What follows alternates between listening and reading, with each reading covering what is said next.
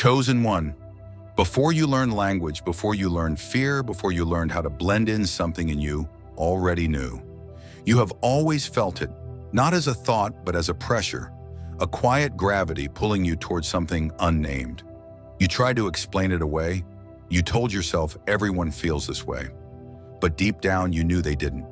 Because while others were busy becoming what the world asked of them, you were listening for something else. A whisper beneath the noise. A call that never raised its voice, yet never left you alone.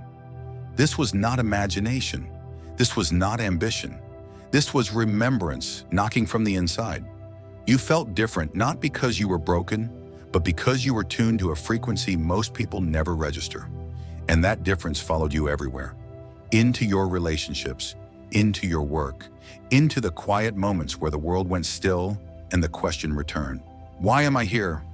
Why does ordinary life feel insufficient? Why does my soul refuse to sleep? That feeling is older than your doubts, older than your failures, older than the names you've been called. It is the ancient call of your divine name, not a name spoken by human tongues, not a label written on paper, but an identity inscribed before you arrived, carrying assignment, weight, and consequence. You were never meant to drift. You were never meant to disappear into the crowd.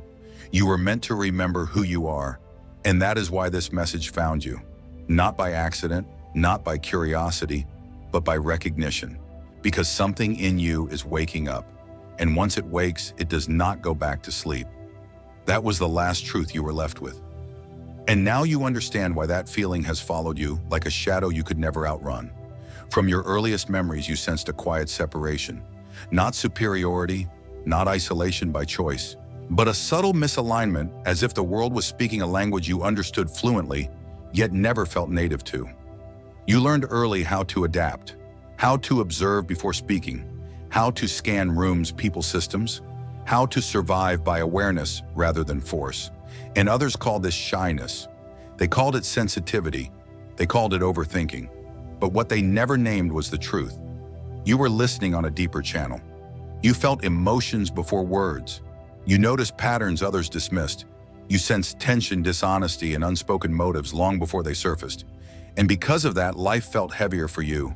Crowds drained you. Noise overwhelmed you. Superficial conversations left you hollow. You wondered why simple things seemed so difficult. Why rest never fully restored you. Why you needed silence the way others needed applause. This was never a flaw. It was early evidence. A sealed identity always struggles in an environment not designed for it. You felt different because your inner architecture was built for depth, not speed, for truth, not performance, for resonance, not conformity. And the world you were born into rewards the opposite. So you learned to doubt yourself, to shrink instincts, to question your own perceptions.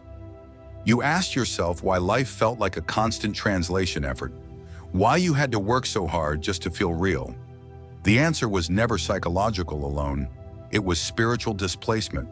When an identity is sealed, it announces itself first through discomfort, through restlessness, through a refusal to fully settle into false versions of self. That is why you tried on roles that never fit.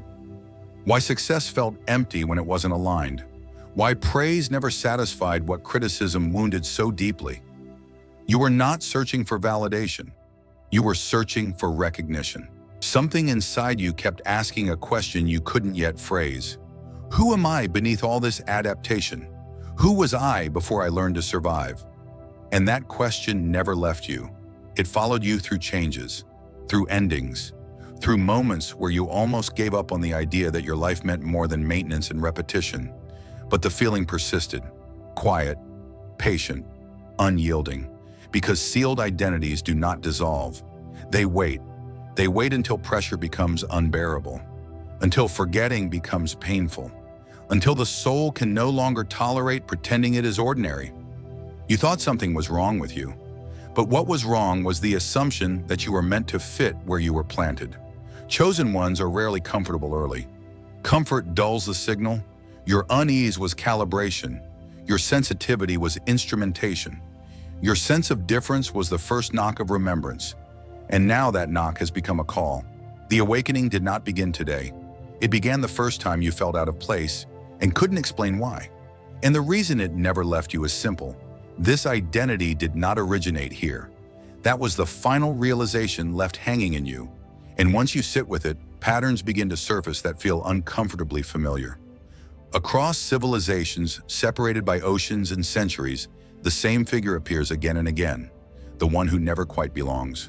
The one marked early by difference. The one who carries a name that is hidden until the moment of awakening. This is not coincidence, it is repetition. Ancient stories did not invent these figures. They recognized them. In every culture, there is a remembrance of individuals who arrive with a calling already inscribed. They are often misunderstood, often isolated, often delayed. Their lives begin quietly, sometimes painfully, almost always unnoticed, because the pattern is never announced at birth. It reveals itself through tension. You see it in myths where the hero is hidden among common people, in prophecies where the chosen one doubts their worth, in legends where the name carries power and the power carries cost. The details change, the environment shifts, but the architecture remains the same. First separation, then forgetting, then pressure, then remembrance. And the most important part is always the same. The one being called does not seek the calling. The calling finds them. You were never meant to discover your identity by effort alone. That is why searching never satisfied you. Why reading, learning, and accumulating knowledge felt close but never complete. Because ancient recognition works in reverse. You do not uncover the name uncovers you. That is why these stories always surface during times of instability, when systems fracture, when truth is diluted, when identity becomes negotiable. Civilizations recorded these patterns because they lived through them. They understood that awakenings accelerate when the world becomes noisy and unmoored. And now you are living in such a time. The resurgence of self-discovery is not trend. It is signal. When many begin asking who they truly are, it is because something foundational is shifting. And those with sealed identities feel it first. You feel it as restlessness, as urgency without explanation, as the sense that waiting is no longer neutral. The myths were not entertainment. They were warnings and confirmations. They were telling you that when the question of identity becomes unavoidable, the next phase is not comfort. It is responsibility. And this is where many stories stop being romantic. Because remembrance demands alignment. And alignment dismantles false structures, including the ones you built to survive. You are not alone in this pattern. You never were. You are standing inside a lineage of those who remembered late, but never too late. The ancients left markers for this moment. Not dates, not instructions, patterns. And if you are recognizing yourself in them, it is because the call is no longer distant. It is closing in. That was the truth left vibrating at the edge of you. And now the question forms on its own. Why now? Why does this sense of urgency feel sharper than it ever has before? Why does waiting suddenly feel like erosion instead of patience? The answer is not personal alone. It is contextual. Every awakening has a season, and seasons change when conditions become unsustainable for what is false. You are living inside a compression point, a moment where systems strain, identities blur, and meaning thins out under repetition and noise. The world rewards speed, surface, and performance while quietly starving depth, truth, and remembrance. And sealed identities cannot remain dormant in such conditions. Pressure does not destroy what is authentic. It exposes what was never meant to hold weight. That is why everything feels louder now. Why distraction has become aggressive. Why silence feels harder to access, yet more necessary than ever. When the external world destabilizes, internal structures are forced to reveal their foundations. And those whose identity is built on borrowed names begin to fracture. But those whose identity is sealed respond differently.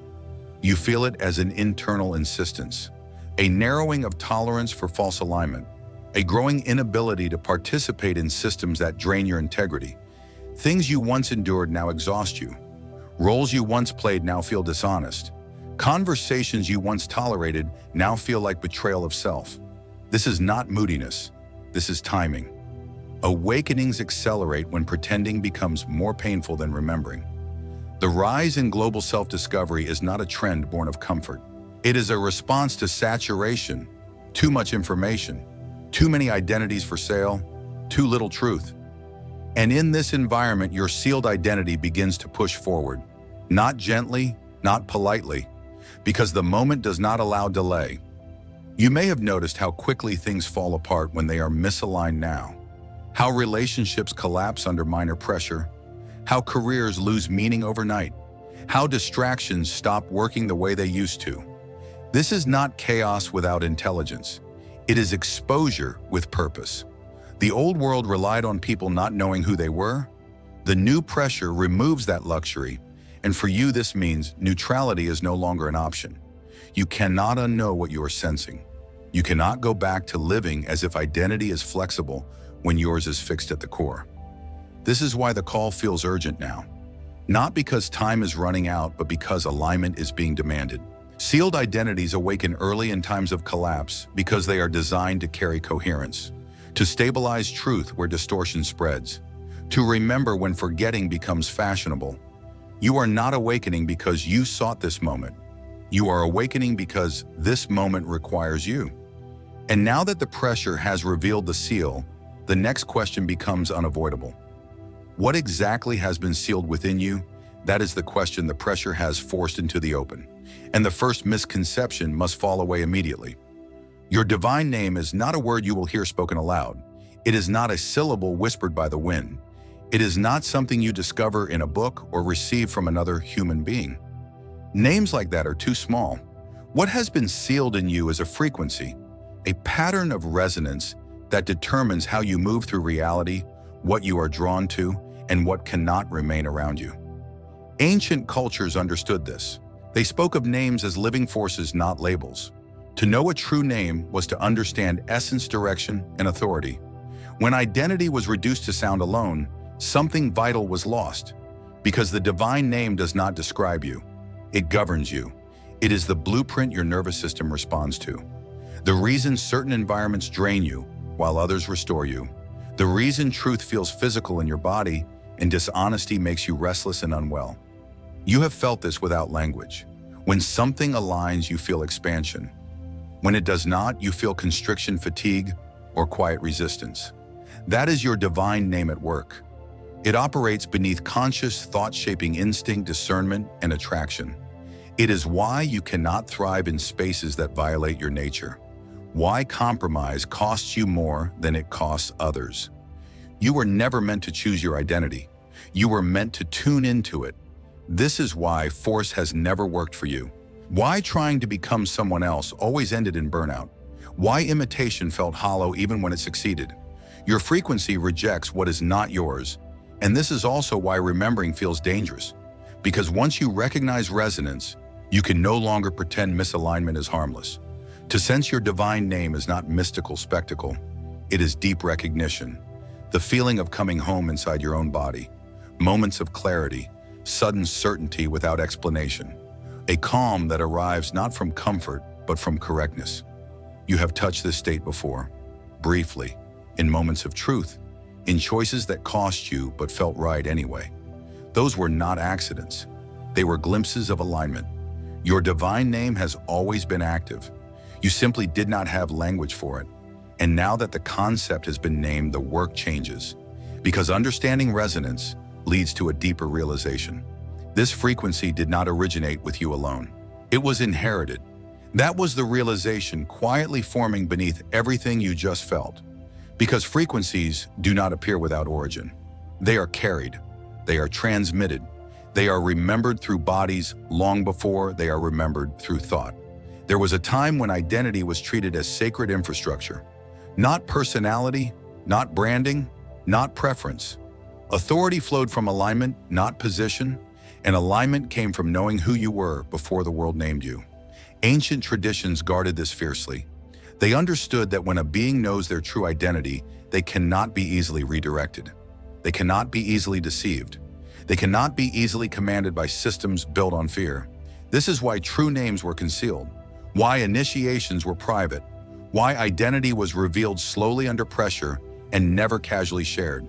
Because a name aligned with essence carries weight. When you know who you are, you move differently. You say no without explanation. You leave without apology. You stand without needing permission. That kind of clarity threatens structures that rely on confusion. So identity was flattened, reduced to roles, functions, and numbers, separated from lineage and stripped of memory. And the cost was subtle but devastating. People learned to perform instead of align, to adapt instead of remember, to survive instead of embody. But sealed identities were never fully erased. They were buried, and buried things exert pressure. You feel that pressure every time you try to betray your nature for convenience, every time you silence a knowing to keep peace, every time you accept a role that feeds security but starves truth. That internal resistance is authority trying to reassert itself. Because authority was never meant to be external for you. It was meant to rise from coherence between who you are and how you live. This is why obedience has always felt wrong to you when it violated your inner signal. Why blind loyalty repelled you. Why you questioned systems others defended without thought. You were not rebellious by temperament. You were allergic to misalignment. And now, as remembrance sharpens, that allergy intensifies. Knowing your divine name does not make life easier. It makes life exact. You can no longer hide behind ambiguity. You can no longer outsource responsibility to rules that were never designed for your architecture. When identity and authority reunite, something irreversible happens. You stop asking who you are allowed to be and start answering for who you must be. And that is when inheritance becomes unavoidable. Because what you carry did not begin with you. It has been waiting for you to become strong enough to hold it consciously. That is the truth that follows you into this next realization. Because inheritance is not sentimental, it is functional. What you carry did not arrive gently. It arrived through bloodlines that endured pressure, silence, displacement, and unfinished purpose. And you feel that weight not as memory but as instinct. There are patterns in your life that never made sense in isolation, cycles of challenge that repeat without explanation, strengths that emerged early without training, burden and clarity arriving together uninvited. This is not coincidence. It is ancestral echo. Your lineage did not pass down stories alone. It passed down unfinished assignments, unexpressed truths, dormant capacities waiting for a compatible nervous system to activate them. You are not carrying trauma only. You are carrying skill. The reason your sensitivity feels disproportionate is because it was once a survival instrument. The reason your discernment feels relentless is because it was once protection. The reason you feel responsible beyond your years is because responsibility was once required for survival. Spiritual genetics does not ask permission. It activates when conditions demand it. And in your lineage, something was preserved rather than resolved. Not because they failed, but because the moment was not theirs. You feel this as grief without a story, as loyalty to people you never met, as anger that doesn't belong to the present moment alone. These are not psychological anomalies. They are transmissions. Your divine name is not isolated to you. It is a convergence point. You are where multiple threads meet, where ancestral memory finally finds expression rather than suppression. This is why journaling, reflection, and lineage inquiry feel heavy but magnetic. Not because you enjoy the past, but because the past is leaning toward you. You were never meant to fix your bloodline. You were meant to embody what it could not fully express. And embodiment is more demanding than repair. Because once you realize that your strengths and struggles were encoded deliberately, the question shifts. Not why am I like this, but what am I meant to carry forward intact? This is where many turn away. Because inheritance removes the comfort of randomness. If your gifts are inherited, then so is your responsibility. If your sensitivity is encoded, then ignoring it is refusal. If your divine name echoes through generations, then forgetting it is not neutral. And now you stand at the edge of a deeper decision. You can continue treating your limitations as obstacles, or you can recognize them as misaligned power asking for proper expression. Because what you inherited was never meant to stay dormant. It was meant to be lived. That truth lingers, pressing against the places you once tried to fix or hide. Because now the focus turns to the very things you spent years resisting. The traits you labeled as problems, the sensitivities you wished you could mute, the intensity you learned to apologize for. You were told these were flaws, that you were too much or not enough or simply wrong for the pace of the world. So you tried to correct yourself. You hardened where you were meant to feel. You quieted instincts that were meant to guide. You mistook restraint for maturity and numbness for strength. But misalignment always masquerades as weakness. Your sensitivity was never fragility. It was perception without protection. Your introversion was never lack. It was depth placed in a culture addicted to noise. Your resistance to shallow systems was never laziness or rebellion. It was discernment forced to operate without context. When power is expressed through the wrong channel, it injures its carrier. That is why your gifts felt heavy, why your awareness exhausted you, why your empathy came with a cost no one else seemed to pay.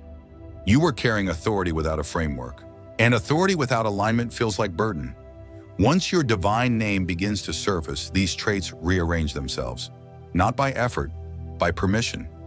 Sensitivity becomes precision, discernment becomes clarity, intensity becomes focus.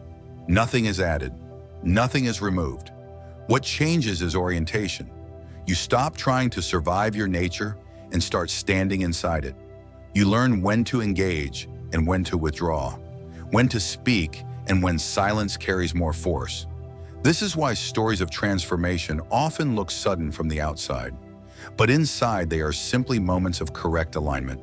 The moment power is placed where it belongs, strain disappears. You do not become someone new, you become coherent, and coherence is threatening. Because when your limitations reveal themselves as latent authority, excuses collapse.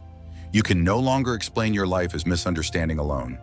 You can no longer treat self-betrayal as humility. This is the point where remembrance becomes costly, because embracing your divine name means refusing to weaponize your gifts against yourself. It means ending the habit of shrinking so others remain comfortable. It means letting your presence be what it is without dilution. Power does not always roar. Sometimes it stands quietly and refuses to move. And now that you see this, the question shifts again. Not what am I capable of, but what will change once I stop hiding who I am?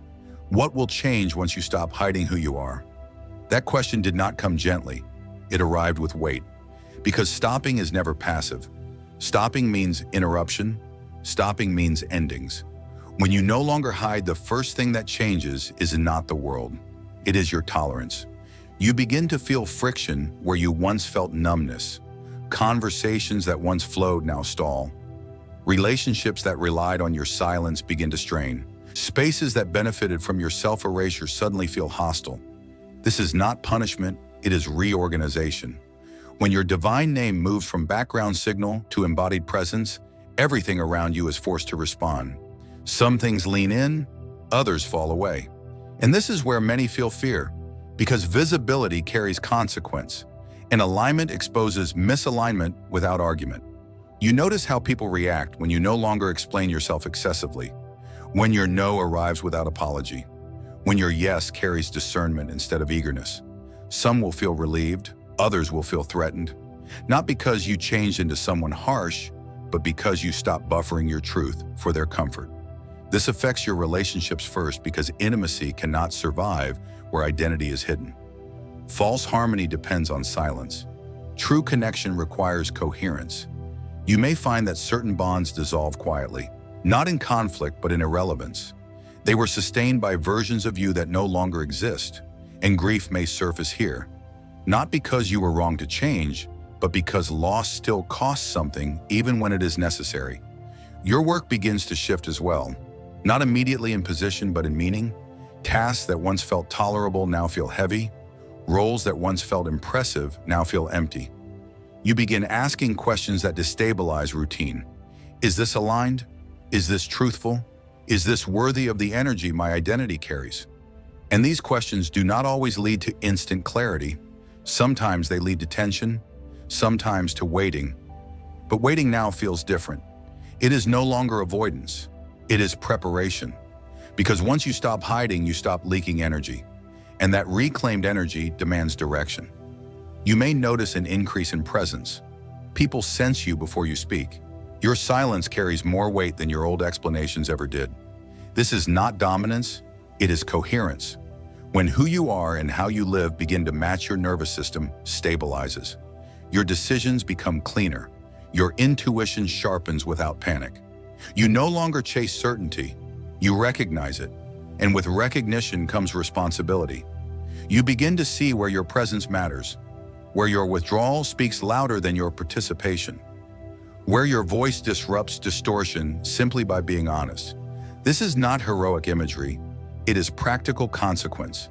Embodied identity reshapes environments not through force, but through refusal to perform what is false. You will not always be liked in this state, but you will be respected by what is real. And here is the part few prepare you for. Once you stop hiding, you cannot selectively return. You cannot unsee where you betrayed yourself.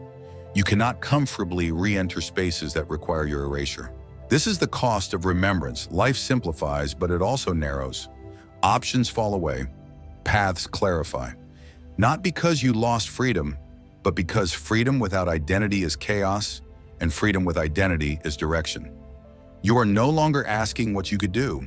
You are answering what you must do, and that shift marks the final threshold. Because from here forward, the question is no longer about discovery, it is about consequence. That is where everything converges now. Because remembrance is not an upgrade, it is a crossing, and crossings are never neutral.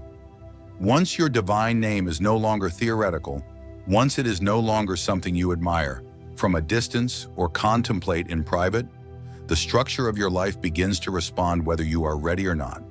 This is the part that is rarely spoken plainly. Remembering does not simply give you access to power, it assigns you to truth. And truth is demanding. You feel this demand first as a narrowing. Fewer excuses feel believable. Fewer compromises feel survivable. Fewer distractions work the way they used to. What once felt like flexibility now feels like avoidance. What once felt like patience now feels like delay. What once felt like humility now feels like self-betrayal. This is not because you have become rigid. It is because coherence has limits. A sealed identity cannot be stretched indefinitely without fracture. You begin to notice that your body reacts faster now. Fatigue arrives sooner when you violate your knowing. Restlessness follows decisions made for convenience instead of alignment. Peace becomes conditional on honesty. This is not punishment, it is calibration. When identity and life are misaligned, the cost is spread thin and disguised as normal stress. When identity and life begin to align, misalignment becomes immediately expensive. You are no longer insulated from yourself. And this is where the final cost reveals itself. You are seen, not in the performative sense, not in the social sense, but in the existential sense. You see yourself. And once you do, you can no longer claim ignorance. You can no longer say you didn't know. You can no longer pretend that silence is harmless. Your presence carries weight now because it is anchored. And anchored things leave impressions wherever they stand. This is why remembering your divine name is not about elevation above others. It is about accountability to what you carry. You begin to recognize where your absence creates vacuum, where your withdrawal allows distortion to persist, where your voice withheld too long becomes a form of consent. This is not a call to constant action. It is a call to precision. You are no longer meant to scatter your energy. You are meant to place it, and placement requires discernment. There will be moments when you must speak not because it is comfortable, but because silence would fracture your integrity. There will be moments when you must walk away not because you are angry, but because staying would require erasure. There will be moments when you must stand alone, not because you are superior, but because alignment rarely crowds itself.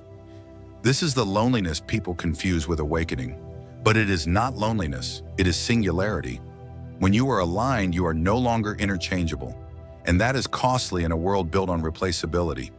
You may grieve the ease you once had, the way you could disappear into roles, the way you could blend, adapt, soften your edges to belong. That ease is gone, not because you failed, but because you graduated from unconscious participation. You now live in a narrower corridor, but it is clear of self-deception, clear of borrowed identities, clear of futures that were never yours to begin with. And clarity demands stewardship. You are not responsible for saving anyone. You are not responsible for carrying what is not yours, but you are responsible for not betraying what has been entrusted to you. Your divine name does not ask you to be extraordinary in appearance. It asks you to be exact in presence, exact in truth, exact in alignment, exact in choice. This is why remembrance feels heavy at times, not because it is oppressive, but because it removes the padding of illusion. You feel life more directly now. Joy is cleaner, pain is sharper, decisions echo longer. You no longer numb easily, and that is the price of being awake inside your own existence. There will be moments when you wish you could forget again, when you envy the simplicity of those who move without awareness of consequence, when you feel tired of carrying coherence in a fragmented world. Those moments do not mean you were wrong to remember. They mean you are human, but forgetting is no longer an option. Because once a divine name is remembered, it does not retreat. It waits, patient, unyielding, waiting for you to choose alignment again, waiting for you to stand where you know you belong, waiting for you to live as someone who knows their presence matters. You were not called to comfort. You were called to clarity. You were not called to escape the world. You were called to move through it without losing yourself. And that is the final truth. Your divine name does not make you special in the way the ego desires. It makes you responsible in the way the soul requires. Responsible for how you speak, responsible for where you stand, responsible for what you allow to pass through you unchecked. This is not a burden meant to crush you. It is a structure meant to hold you upright. And now you know. You know why the call never left you, why the discomfort persisted, why the pressure increased. It was not pushing you toward greatness. It was pressing you toward integrity. And integrity, once chosen, reshapes an entire life. This is the point of no return. Not because the path ahead is dramatic, but because it is real. You do not go back to pretending after this. You do not go back to shrinking. You do not go back to forgetting. You move forward carrying your name not on your lips, but in your alignment. And the world will feel it, even when you say nothing at all. Chosen one. Now we do not rush forward. We let what has been revealed settle into place. Because remembrance does not need noise to be real. It needs space. You have not been given something new. You have been returned to something ancient, and returns are quiet by nature. If you feel still right now, that is not emptiness. That is alignment finding its balance. There is a moment after truth lands when the mind wants instructions, steps, proof, reassurance. But the soul does not ask those questions. The soul asks only one thing. Will you live accordingly? You are not being asked to announce anything. You are not being asked to convince anyone. You are not being asked to rush into action to validate what you now sense. Your divine name does not respond to urgency. It responds to consistency. What comes next will unfold through how you choose, how you speak when it costs you, how you pause when pressure demands performance, how you walk away when staying would fracture you. Small choices, exact choices. This is how remembrance roots itself into a life. You may notice in the days ahead a new sensitivity, not fragility, accuracy. You will feel more clearly when something is off. You will feel more grounded when something is true. Your body will become an ally instead of an obstacle. Listen to that. You may also notice a subtle grief, not for what you lost, but for what you can no longer pretend. That grief is not regression. It is honesty finishing its work. Let it pass through without story. You are not behind. You are not late. You are not missing anything meant for you. What belongs to you cannot bypass alignment. There will be moments when you feel ordinary again. Pay attention. Ordinariness is not failure. It is integration. The truest embodiments rarely look dramatic. They look steady. You are not meant to burn. You are meant to stand. Stand in conversations where truth feels heavy but necessary. Stand in solitude when noise would dilute you. Stand in patience when clarity is forming, but not yet complete. And when you act cleanly, without resentment, without apology, without explanation beyond what is required. Your divine name does not demand perfection, it demands presence. Presence is enough. If doubt returns, do not fight it. Doubt is the mind adjusting to responsibility. It will quiet as your choices become congruent. You will know alignment not by constant certainty, but by reduced self-betrayal. That is the marker. Less inner fracture, less justification, less exhaustion from pretending, more quiet confidence, more clean boundaries, more peace that does not depend on circumstances. This is not a path of escape. It is a path of embodiment. And embodiment is slow, grounded, and exacting. You will not always feel inspired. You will often feel clear. Clarity outlasts inspiration. Remember this when the world pulls for urgency. Remember this when others misunderstand your restraint. Remember this when silence feels like risk. You are not here to perform awakening. You are here to live in alignment with what has been sealed in you. Nothing more, nothing less. The call has been answered simply by listening. The rest unfolds through living. You do not need to chase your divine name. You carry it in how you move now, and that is enough.